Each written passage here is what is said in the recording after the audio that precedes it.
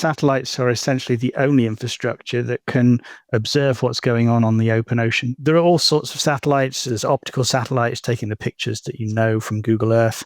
There's radar from space, active beams that will find out what's happening on the planet's surface.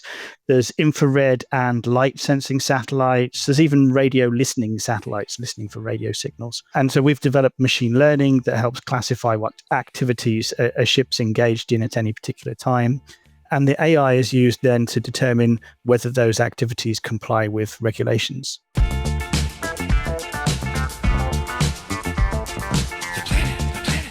You're listening to A Climate Change. This is Matt Matern, your host. I've got a great guest on the program, Nick Wise. Nick has got involved in incredible organizations, both OceanMind, where he's the founder and CEO, as well as co-founder of Climate Trace. So I'm really excited to talk to Nick about both these organizations, which are doing incredible work. Welcome to the program, Nick. Oh, thank you very much.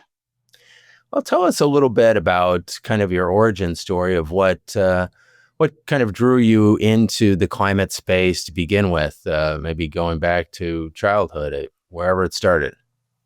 Yeah, I mean, it started with the ocean. I've always been enthralled by the ocean, even as a child. I'm a scuba diver. I love seeing the life below the ocean, and I've been all around the world diving. So that's been a passion of mine for some time. And of course, in recent years, I've seen the rapid decline of that life, and it's been quite depressing, really. But the chance to contribute to marine conservation and then climate came almost by chance. It was 2013, if I remember rightly, and I just made the move into a dream job in the space industry. It was my role to help create new software solutions that would grow the UK's space economy. And the ocean seemed an obvious place to apply that. So we met someone from Pew Charitable Trusts, and they challenged us to find ways for satellites to stop illegal fishing. And so the rest is really history. Well, that's a fascinating story. I know that satellites are used a lot in monitoring climate. Tell us a little bit about how that evolved from your first work to where you're at now. Sure. I mean, so the idea was satellites are essentially the only infrastructure that can observe what's going on the open ocean. And you can see so much from space now. The industry has changed significantly, even over the last 5 years. And the growth in both the amount of satellites and the capabilities of those satellites is quite astounding. And so there are all sorts of satellites. There's optical satellites taking the pictures that you know from Google Earth. There's radar from space, active beams that will find out what's happening on the planet's surface. There's infrared and light sensing satellites. There's even radio listening satellites listening for radio signals. And so you can get data from all of these different types of satellites. You can cross-reference it and you can understand what's happening. Some of the data that we get is the tracking data from ships. So they're little GPS pings that tell you where they are so that they don't run into each other. And so we've developed machine learning that helps classify what activities a ship's engaged in at any particular time. And the AI is used then to determine whether those activities comply with regulations. So when it comes to shipping and things, that then helps us understand things like emissions and decarbonization. Well, I mean, I was looking on both your websites and OceanMind and Climate Trace, and there's just an enormous amount of breadth of the work that you're doing on both of them. Maybe we could start with OceanMind, and when did you start that, and kind of what are the major purposes of that organization? Yes, OceanMind's major purpose is all around our theory of change, which is that most of the damaging human activity on the ocean is already regulated. And if we can help that be effectively enforced, we can fundamentally change our relationship with the ocean. We can reduce that damage and increase the sustainability. So OceanMind has been focused very much on how do we take all of this data, capability, technologies, use AI to understand it, and then use that to inform the regulators and the regulated industry so that they can behave better, essentially. So what are some of the successes that you've had at OceanMind in getting some of these regulations enforced? So we've had successes all around the world. One of the key ones is we work with the UK government on their Blue Belt program, with a monitoring partner for over 4.5 million square kilometers of marine protected areas around all sorts of different locations, and that's helped to protect biodiversity. Around 92% of the biodiversity that the UK is responsible for is found in those locations. We've also worked in places like Thailand, and we've helped them build a system that allows them to understand all of the seafood that's being imported into their country and then processed and exported into the global marketplace. That's helped them verify over $1 billion worth of tuna imports to make sure that they were fully legal, for example. Well, those are great examples. I know you were involved in starting Climate Trace. Tell us a little bit about that organization, its origins, and the work that it's doing now. So Climate Trace began in about 2020, and it was the coming together of a few organizations after a conversation between Gavin McCormick of What Time and the former US Vice President Al Gore. And the idea was, well, can we not use all of these capabilities to monitor every human-caused greenhouse gas emission source on the planet? That was the original ambition. And so the question was, oh, well, how? And so the conversation spread out across sister organizations from different portfolios and groups around the world to see how do we actually find people with the relevant expertise to monitor these different areas.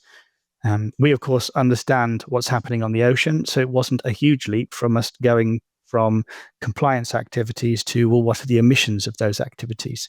And so that's sort of the origins of our engagement. And then Climate Trace has developed over the past 5-6 years or so in order to, like, from this original spark of an idea to now genuinely monitoring over 600 million facilities around the world for their greenhouse gas emissions. Yeah, I was looking at that. It was kind of mind-blowing. 600 million different facilities is just, tough for the human mind to grasp. But particularly going from a standing start in 2019, 2020 to today and ramping it up that quickly is pretty amazing. So where do you see the organization going from here? And tell us about some of the successes in terms of getting this monitoring to make a difference, maybe in terms of shutting off or reducing some of these emissions. Yeah, I mean, those two things are actually hand in hand. So we've done a fantastic job of finding out where emissions are and then starting to monitor them on an ongoing basis. So we're publishing monthly emissions data for pretty much every major emitting source on the planet.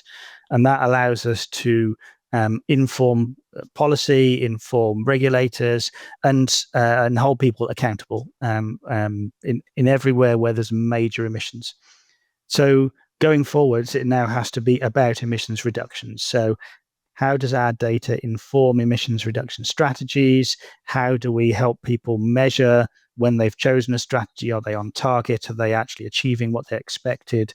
Another benefit of being able to do these measurements on a monthly basis is it means that you can try something, measure whether it's been working, find out it's not as good as you thought it was, or better maybe, and then try something else.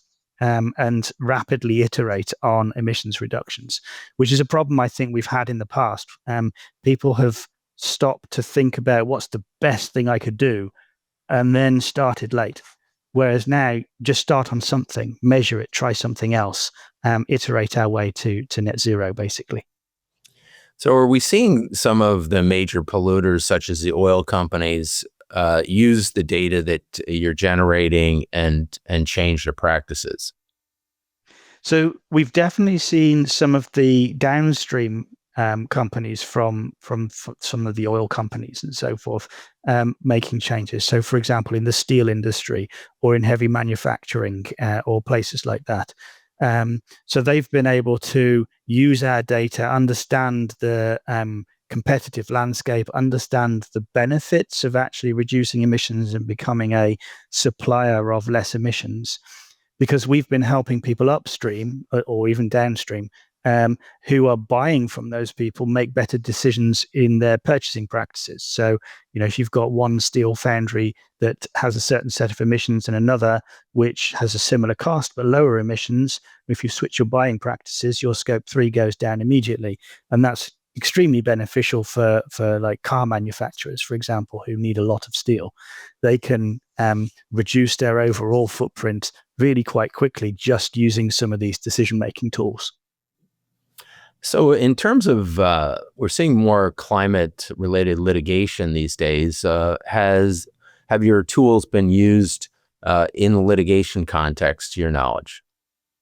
Not to my knowledge yet, but I imagine that that will be a thing because the data is freely open and available to anyone to use, as long as they've got emissions reductions in mind anyway. And the idea is that we inform all varieties of people to try and create those emissions reduction strategies. And litigation is a viable strategy, and it's been seen to work in the European Union. There's been some successful cases where, not necessarily using the same data, but where the concepts around emission reduction have actually been upheld by law. And we've also seen the ICJ's recent decision. So I feel like this is going to be a direction of travel. Yeah, I would think that there's going to be a legal duty, or there is one already that exists for disclosure, certainly in the U.S. and probably other securities markets around the world, of like, hey, this is the amount of emissions that we are spitting out each month, and some people say that's a problem. We could be sued for this. It could have a Yeah. massive amount of liability.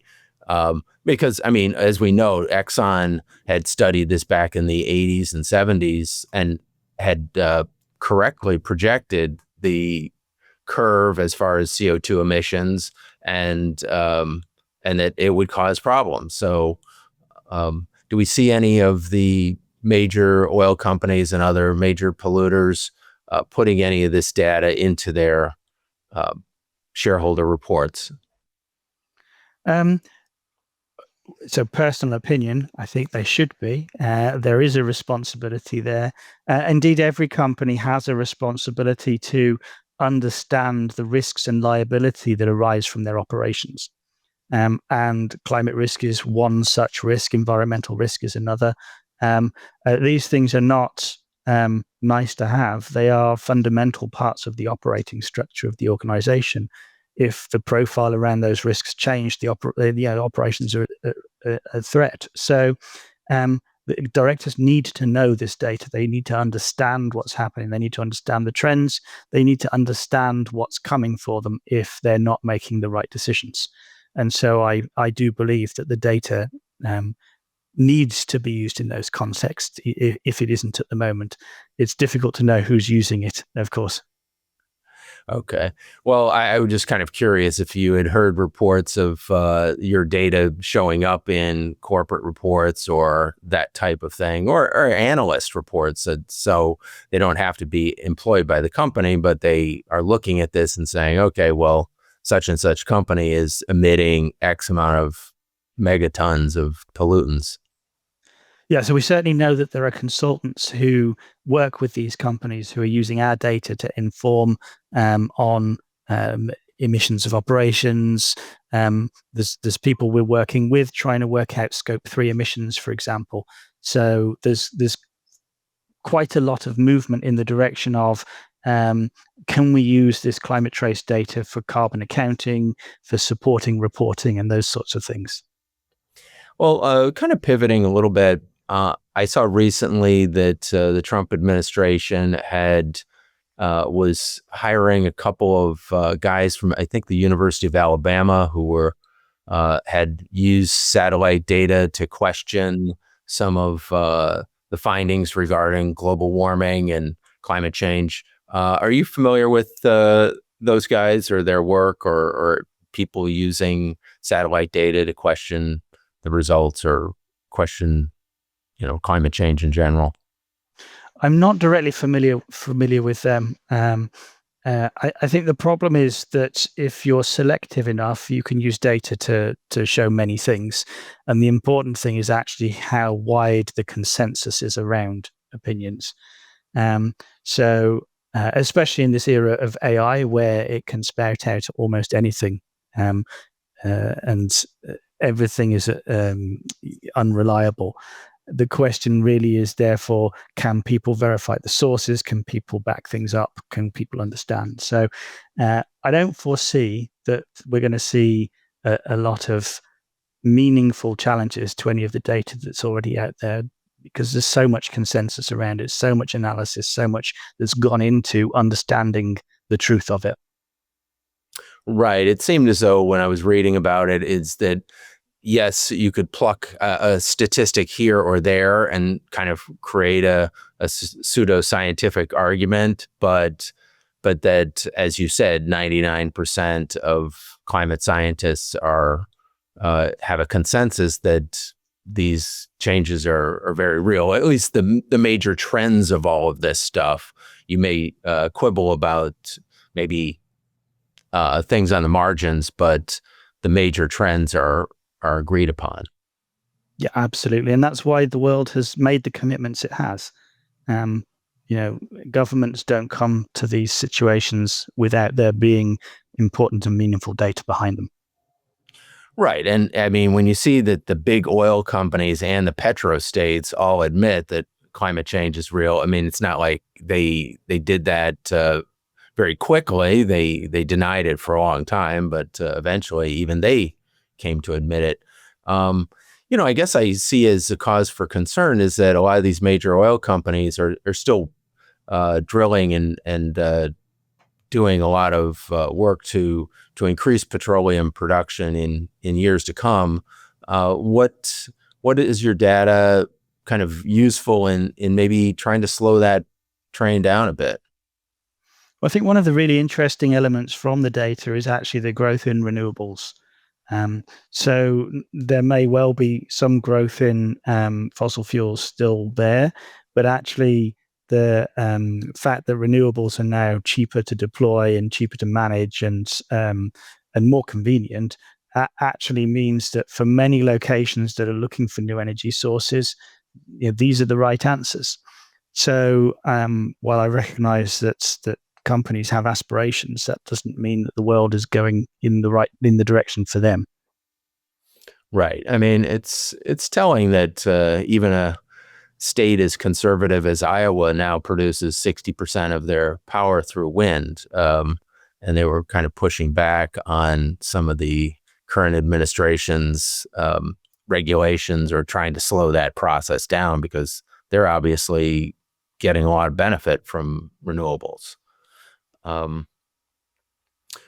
Where do you see kind of the future of climate trace? And it's grown incredibly quickly, and the work that it's doing is broad ranging. But what are the next steps in terms of use of AI and use of this data by different organizations? Where do you see this moving? So I think for climate trace, we need to be accurate, we need to be complete, and we're doing pretty good jobs there already. But we need to be actionable. And so I think our key future is, while still doing the regular and rapid monitoring, we need to also be able to offer rapid reduction strategies and techniques that people can trial, and then show them how to monitor those as they go along. So I think the future is likely to be around these areas. But of course, we decide our roadmap on an annual basis and we make agile decisions as we go to work out where we need. So, in reality, where we'll go is where the world needs us to go in order to be most useful. Do you see the oil companies using this data and trying to reduce their emissions? I mean, I've read about Exxon trying to reduce their methane emissions to a certain extent and doing better than some of the small operators are doing, whereas maybe some of the operators in the Persian Gulf are not doing a great job, even though they have a tremendous amount of resources. They could do it, but they're just not taking the effort. Same thing for Russia. I think for me, the important thing is that the data is there and people can use it. And I would love it if every organization was using the data to understand what they can do to reduce emissions, and that they committed to doing that. I think it would be fantastic if oil companies were using the data and could show using the data that they'd made strides in the activities that they're committing to. There's not so much of that at the moment, but maybe that's coming. Who knows? Well, I think obviously the first step is having the data in order to be able to use it, and so there's transparency there, because obviously up until this point in time, there's been opaque layers that people were just guessing at emissions, and now people now know what they really are. So kudos to you and the rest of your compatriots that created this. Tell us a little bit about what this entails, because I was kind of blown away by the scope of what Climate Trace is doing technologically. Yeah, so Climate Trace is a coalition. The sort of 12 founding members that are the group that are really the core, and it's a fairly loose and agile governance structure. So we kind of set goals, and we're all trying to move towards those goals, but we're individually making our contributions. So we're able to go faster and more agile in that way. And then there's hundreds of organizations in the orbit of the 12 that are providing data or support or advice or testing or feedback that help us to get better and more accurate, to help us to work out new ways of doing things, to be more efficient and reduce costs. So it is a huge global effort, as you say, of organizations and people, individuals all around the world, actually committed to this concept of documenting all human-caused greenhouse gas emission sources. So the actual scale of the operations is vast. Each individual organization, with this huge amounts of processing on data, applies new and interesting techniques, does research in order to come up with the best ways of doing things. These then all have to come together. There is a central team that can build the platform, create storage for all of the data, make it available to people. That is a huge logistical exercise all by itself. That amount of data and being able to make it available and conveniently to people is super hard. And then tying all of that together, the people behind the scenes who are actually making sure that everything lands where it needs to land at the right time. So the effort is huge, as you say, but it's a really smooth running, efficient machine in the way that it's been set up. Yeah, it's fascinating. It's kind of like a new model for organizational development as well. Because you don't hear, I don't know of too many organizations that have so many moving parts that are actually effective. I mean, you hear about, bureaucracies having lots of different inputs and not being efficient. So kudos to you guys for doing it efficiently. Tell us a little bit about the technological wheels behind this. How many satellites are involved? How many supercomputers, that kind of thing, and maybe a little bit about how AI has shifted what you're doing and how you may see it evolving as we go forward. Yeah, so each organization is responsible for its own compute and the data that they use and their partners. So we have people using all of the different cloud providers that the major ones that are out there. We probably have thousands of nodes of compute that take place. We have terabytes upon terabytes of storage needed for all of the data. There's probably hundreds of databases, but I haven't actually seen a count. And the infrastructure needed to pull all of these things together is fairly substantial as well. Not to mention the testing pipelines to try and verify the data and make sure it all fits together. So substantial amounts, I would say, computing, storage, cloud facilities. But I think the question about AI is quite interesting, because of course AI these days tends to mean sort of the more modern generative AI type things. But actually, AI is like a pretty ancient field. It's been around for decades, and you know, we're all using algorithms that some of the algorithms that we even use in OceanMind date back a good 40 years. But the principles behind them are really important principles to document real world understanding that can then be supported by some of these new models of learning.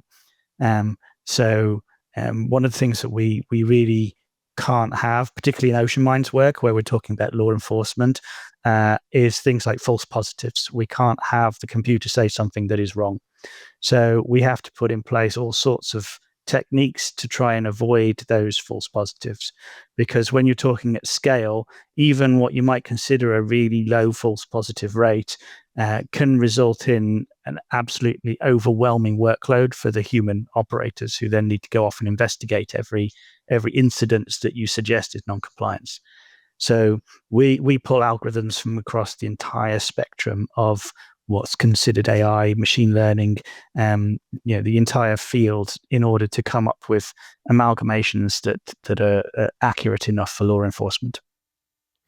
Yeah, tell us a little bit about that. I know you're involved in a lot of fishing, regulation. How has fishing regulation now become more effective because of the work that you're doing?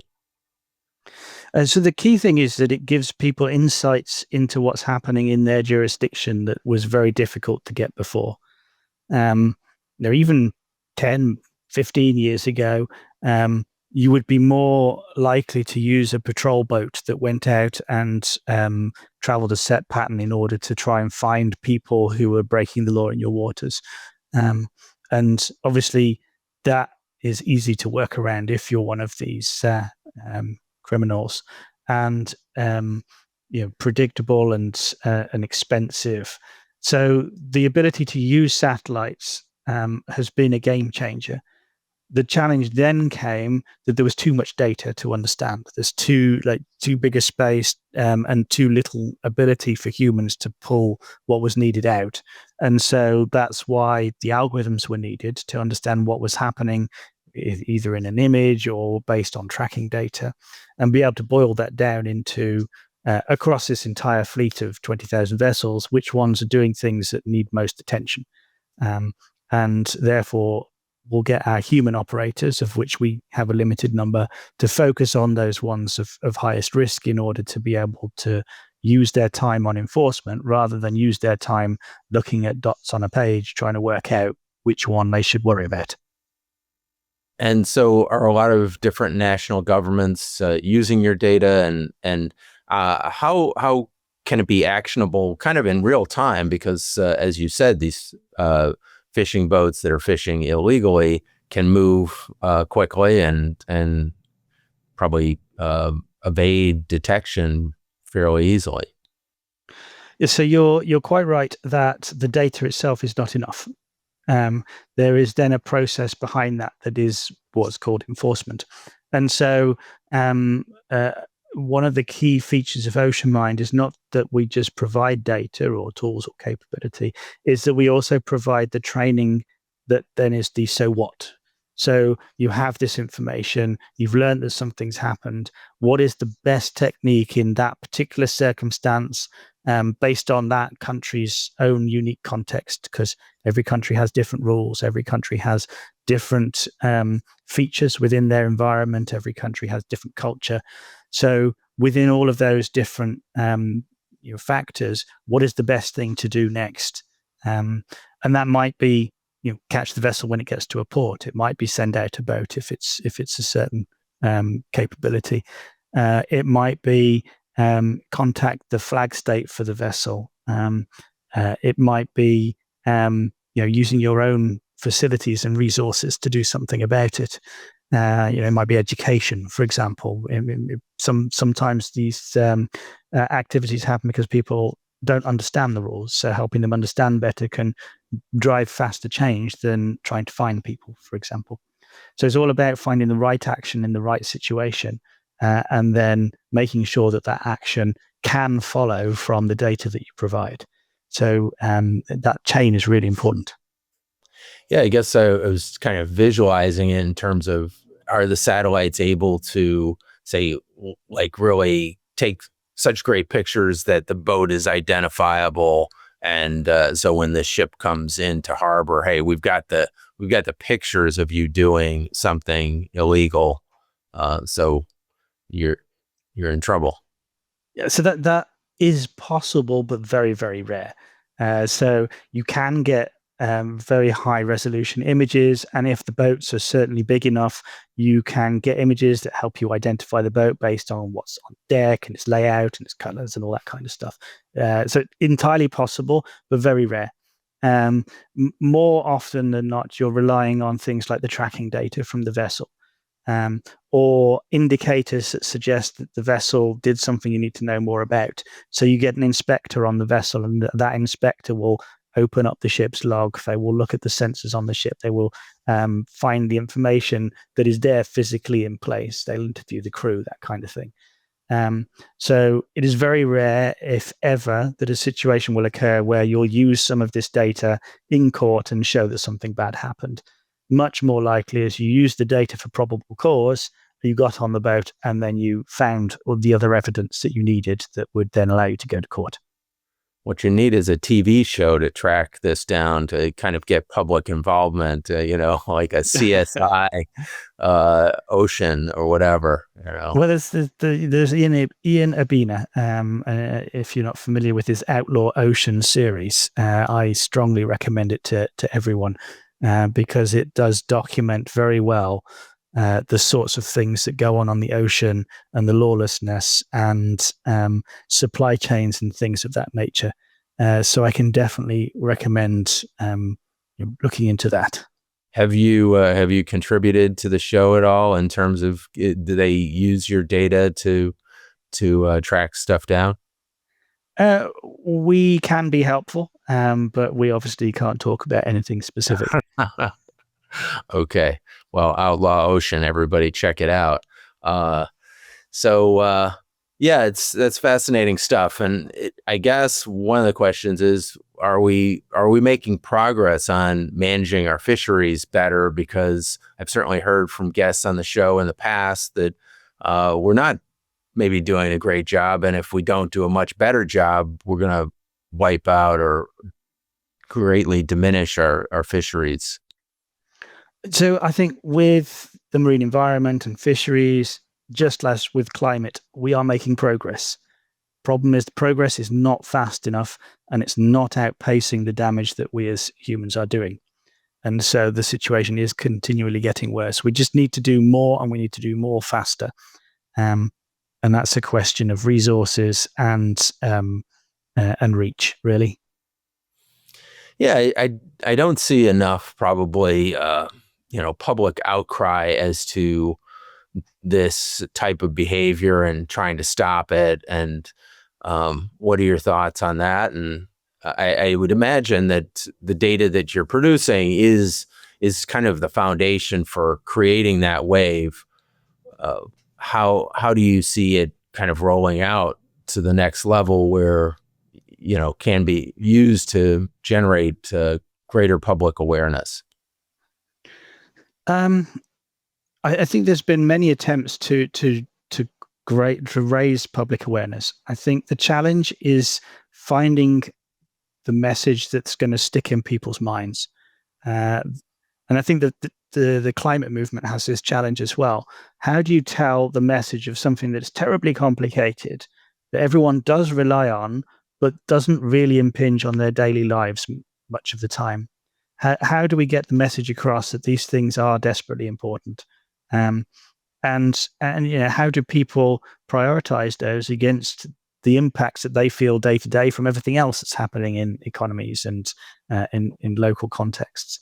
So definitely a very challenging one, and I would challenge the media sector to think about this and work it out, because we don't have enough stories. We don't have enough people saying what might happen if we don't do something about it.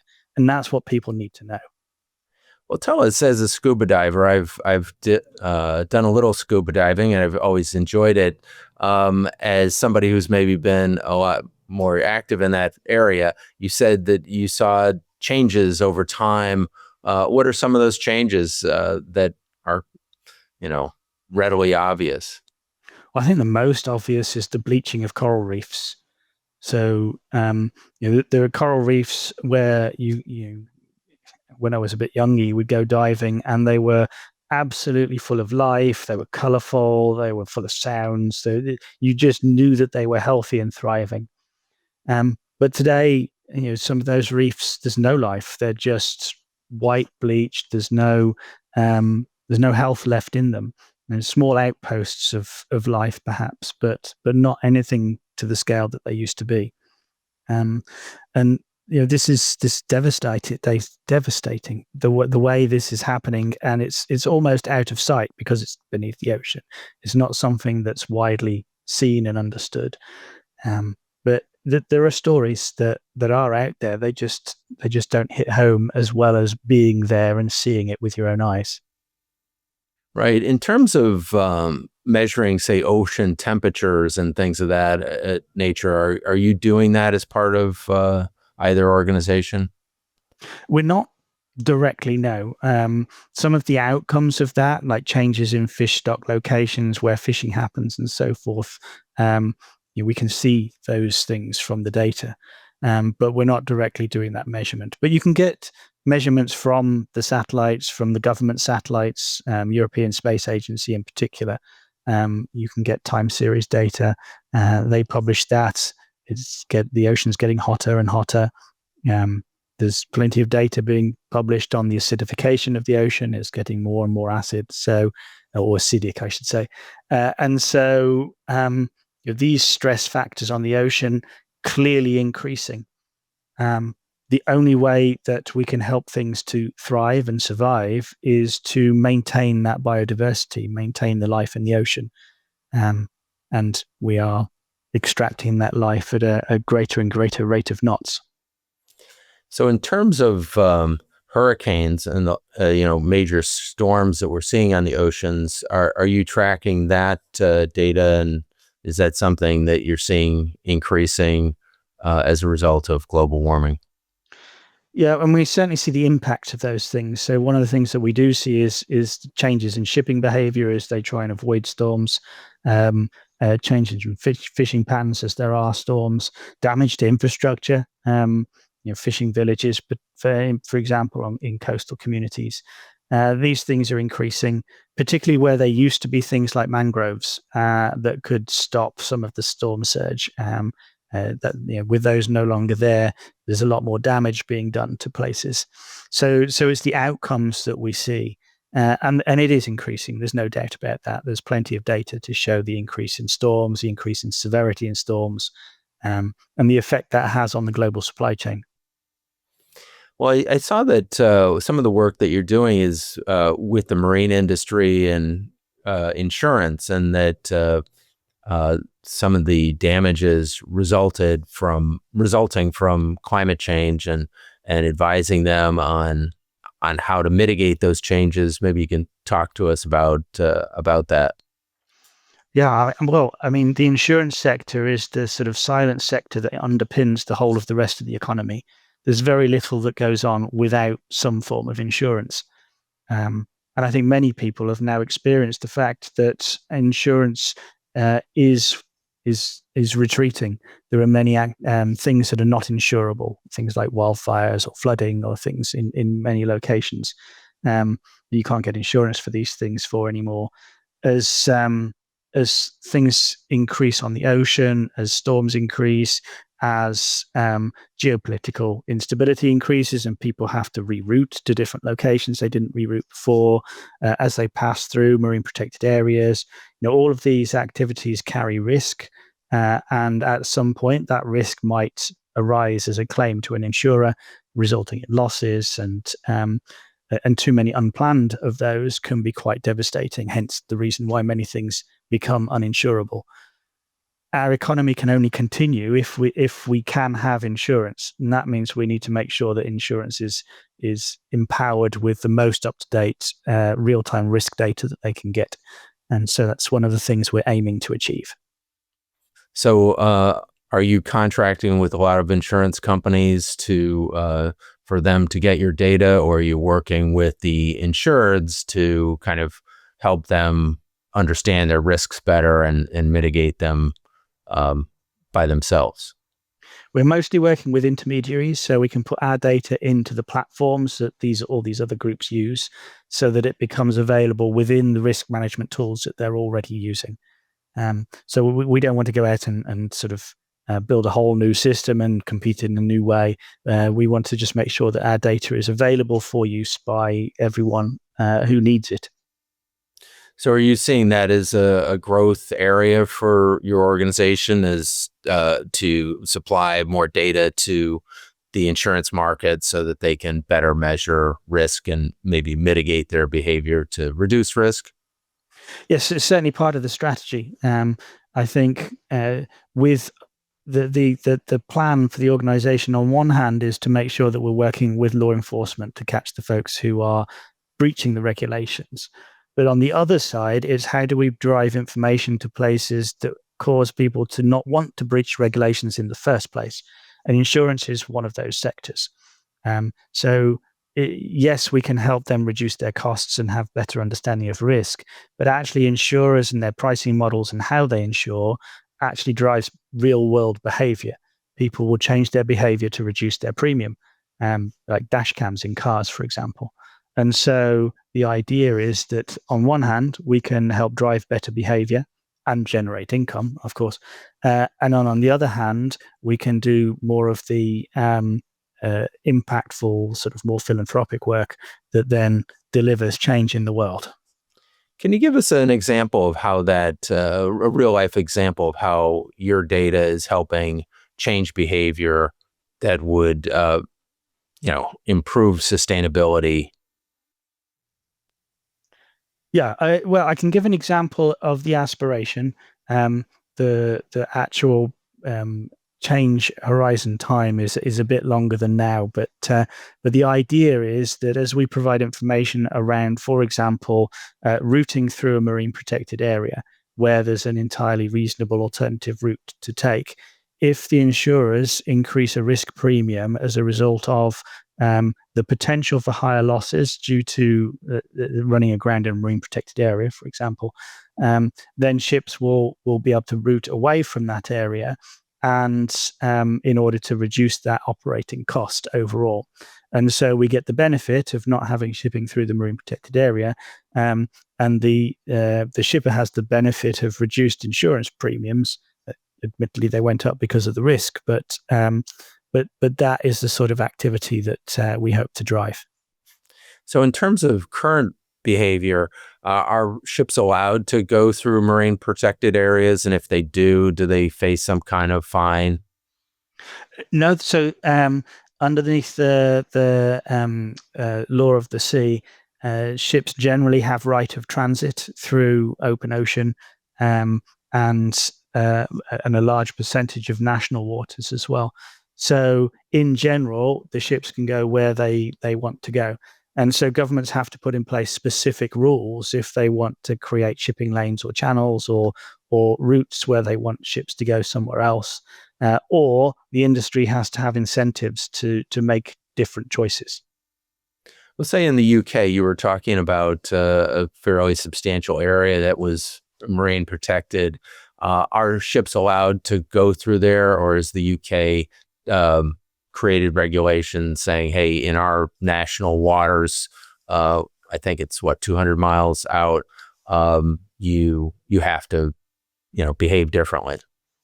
So in general, there aren't rules of that nature, or substantial rules of that nature. There are selected shipping lanes and there are selected places where ships can go, but they're not necessarily strictly considering the marine protected areas. They're more about safety at sea.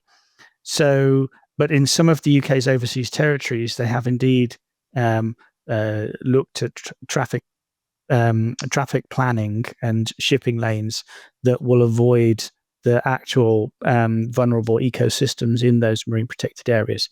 And it takes some time for regulations to come through, but the idea is that those regulations will be put in place. So are you also tracking, say, the amount of emissions that ships have? And have you seen any shipping companies change their behavior to reduce emissions? So we are, of course, tracking the emissions from all of the ships, and as yet, well, so companies are working on emissions reduction.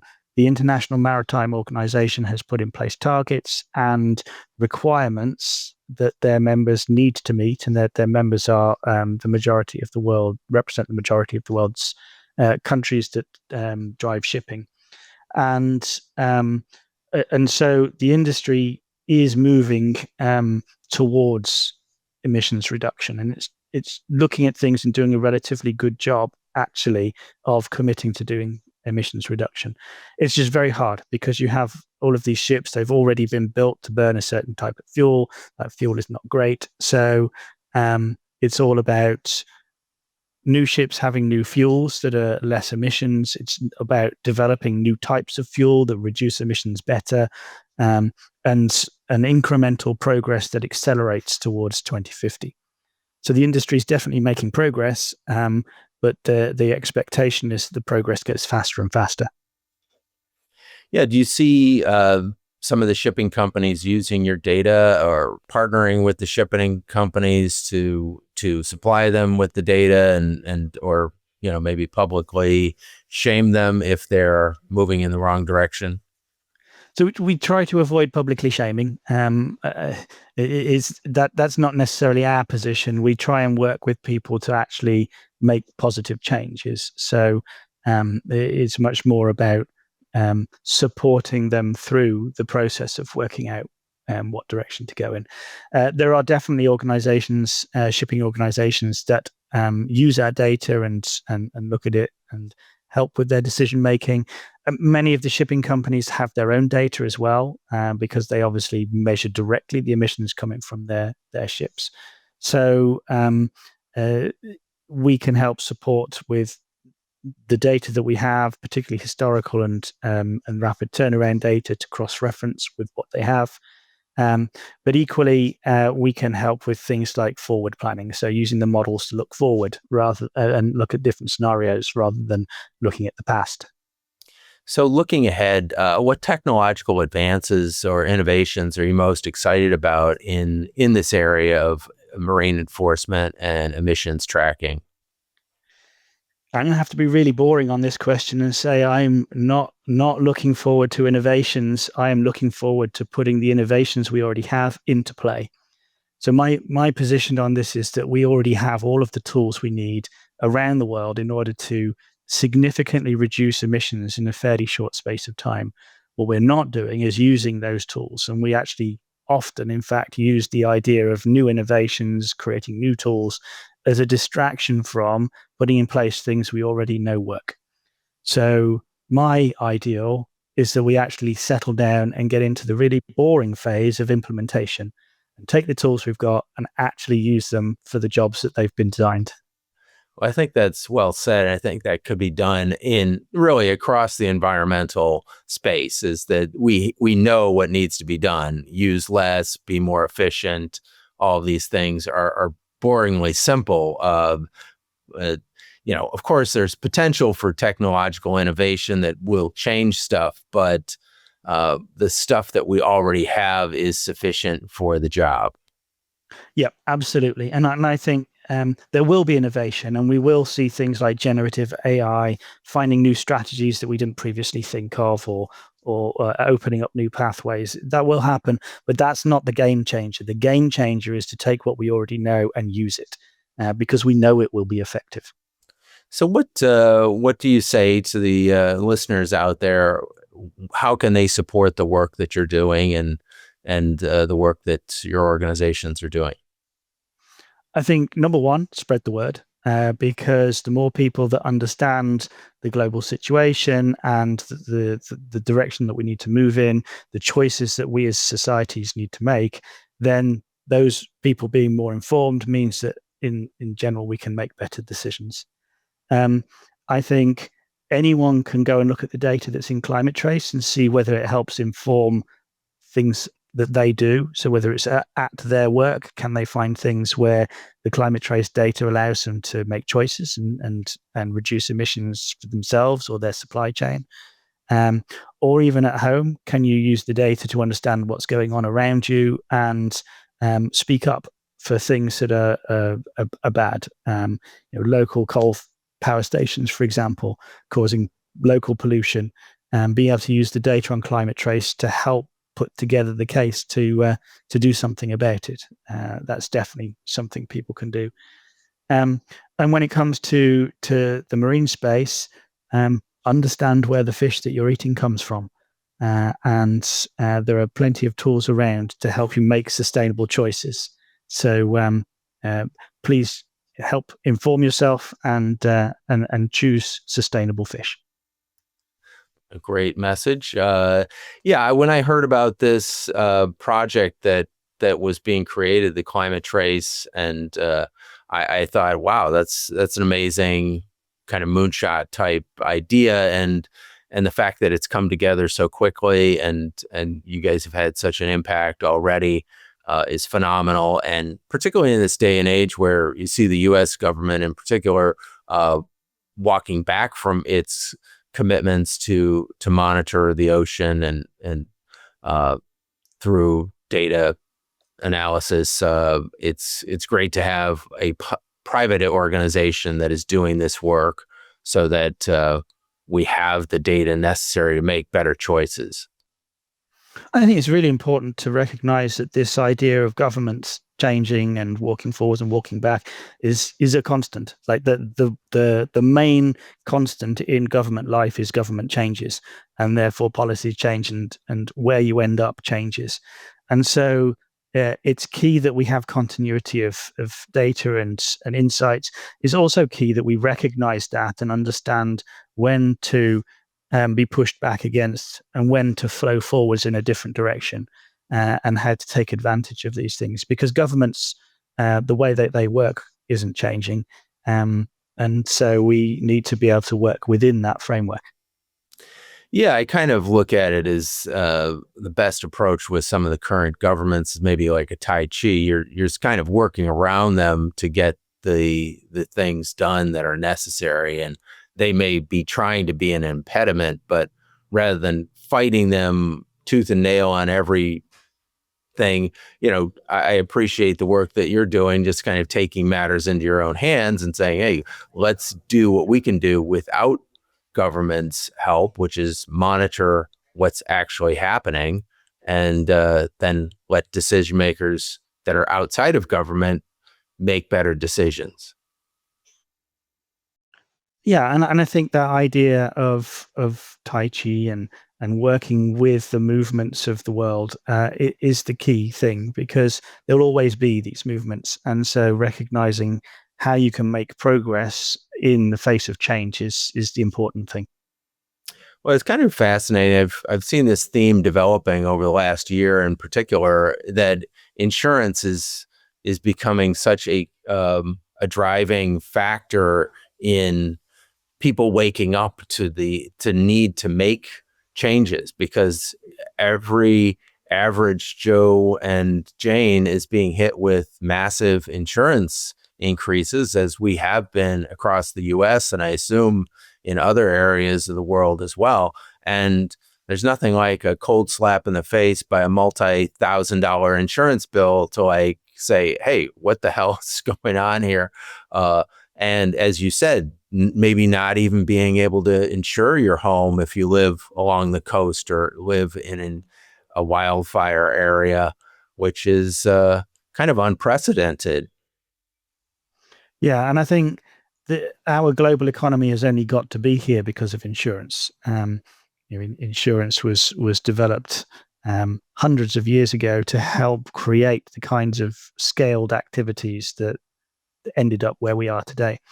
And so without insurance, we're not going to be able to continue working the way that we do. There won't be this global capability because you can't take the risks you have to take in order to move goods from one side of the world to the other, for example. And so globalized supply chains don't work without insurance. The way that we've set up our food systems don't work without insurance. We've got all of these economic systems. They can't work without insurance. So now that insurance is at the forefront saying we've got a problem, we may well see quite a bit more movement.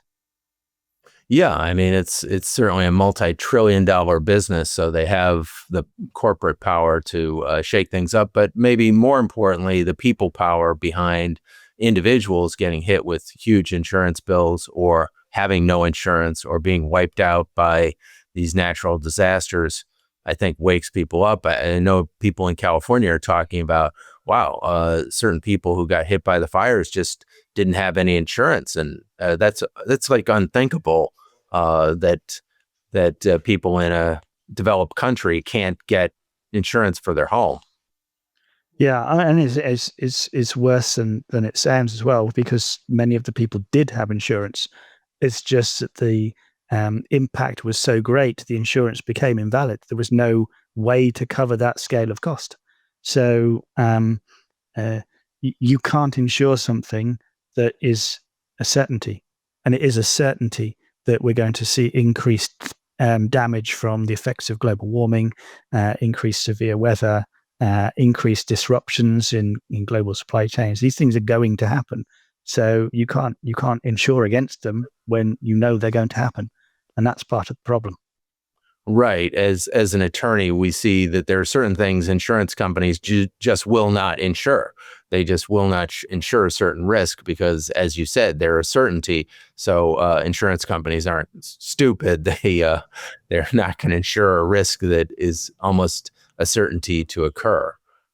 So that is an existential problem that we face. So we better wake up to this one. Well, thank you so much, Nick, for being on the program. Amazing work that you're doing at both these organizations, Climate Trace and OceanMind. Everybody should check those out, follow them on social media, as well as get involved. And as Nick said, wake up and, look at the emissions that are occurring in our neighborhoods and where you live, and let's check out those sites that Nick is running and has spent considerable energy creating, so that we can inform our policymakers. Like, I assume that there are tons of policymakers out there that just don't even know about these resources. And that's right. And so helping us spread the word, pointing out where they are. We even ran an exercise locally where we took the data into a local school and had school children make decisions around what they would do in terms of local emissions reductions based on the data. It is entirely possible for people to use our data and help it to inform their decisions. And even if you are looking for something to write to your local representative about, you can use the data to underpin arguments that you might want to make. So there's uses of all kinds, especially those we haven't imagined, that you can put the data to. Well, fantastic work, Nick, and kudos to you and your team. And we'll be watching and following you in the years to come, because I think this is a crucial piece of the puzzle. So, thank you, and look forward to following you as you go forward. Oh, thanks very much, Matt. It's been a great pleasure.